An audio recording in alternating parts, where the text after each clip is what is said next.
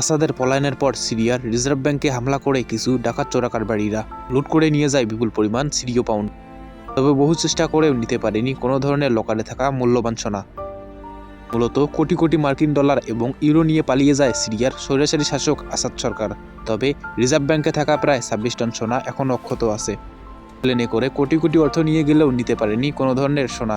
তবে সরকার পতনের পর দেশটির কিছু দুষ্কৃতকারীরা দেশটির রিজার্ভ ব্যাংকে হানা দিয়ে সিরীয় পাউন্ড হাতিয়ে নেয়। কিন্তু ব্যাংকের প্রধান ভল্ট বুলেট প্রুফ হওয়ার কারণে ভল্টে থাকা সোনা নিতে পারেনি দুষ্কৃতকারীরা। অবশ্য এর পরপরই বিদ্রোহী যোদ্ধারা দ্রুতই কেন্দ্রীয় ব্যাংকের উপর নিয়ন্ত্রণ প্রতিষ্ঠা করতে সক্ষম হয়।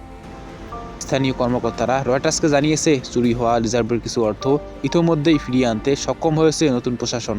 এছাড়া আরও একটি সূত্র জানিয়েছে, কেন্দ্রীয় ব্যাংকের প্রধান ভল্টটি বোমাপ্রুফ। এটি খুলতে 3টি চাবি লাগে। এই 3টি চাবির ভিন্ন ভিন্ন লোকদের কাছে থাকে। মূলত 3জন ব্যক্তির সম্মিলিত কোড ব্যবহার করেই শুধুমাত্র এই ভল্টটি খোলা সম্ভব। ভল্টে সর্বমোট 26 টন সোনা মজুত আছে, যার বাজার মূল্য প্রায় $2 বিলিয়নেরও বেশি। দেশটি নানা সংকটে থাকলেও মজুত সোনার উপর কোনো ধরনের প্রভাব পড়তে দেয়নি দেশটি। এছাড়াও রয়টার্স জানিয়েছে, 2011 সালে সিরিয়া গৃহযুদ্ধ শুরু হওয়ার পরই একই পরিমাণ সোনা সেখানে মজুত ছিল।